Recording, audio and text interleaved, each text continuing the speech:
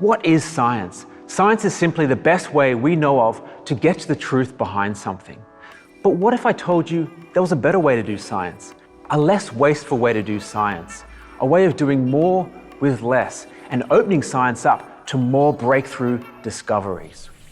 I call this Agile Science, and it's a new addition to the traditional scientific method. If you've had anything to do with startups or innovation inside companies, you've probably heard of a minimum viable product, or MVP. Agile Science utilizes MVEs, or minimum viable experiments.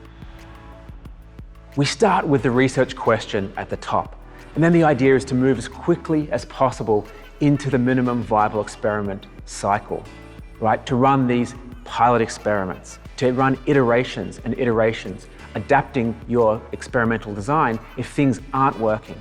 The idea here is to de-risk the experiment.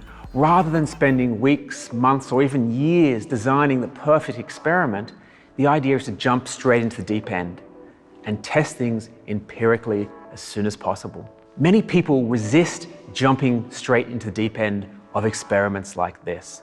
They much prefer to read and think and redesign the experiment over and over until they feel safe, till they feel ready. But this feeling of safety and readiness in science is really an illusion. It's a psychological quirk. We don't actually get there ever in science, and probably don't want to. In my lifetime, I've heard too many horror stories, scientific horror stories, of people spending months or even years designing the perfect experiment, running it over a year, only to find that their methods are not measuring what they want them to measure, and having to go back to the drawing board and start again. That kind of science is just too risky and too wasteful. An important part of the MVE cycle is this pivot point. And this is a point where we get to look out for anything unexpected or interesting in the data.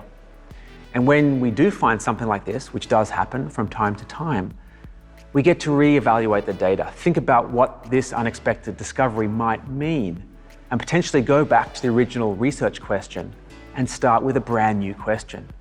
And this is really, when this happens, is the most exciting part of Agile Science, when potentially brand new things can happen, when we can really see black swan discoveries. After running multiple iterations of these pilot experiments, or MVEs, if the data is looking good, if the method's working, then the next stage is to move on to upscaling things.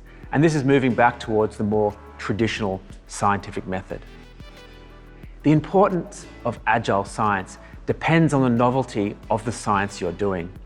If you're doing something completely new, it's crucial. However, if you're replicating prior work, it's not as important. Agile Science can help us document the process of scientific discovery itself, often crucially left out of scientific papers.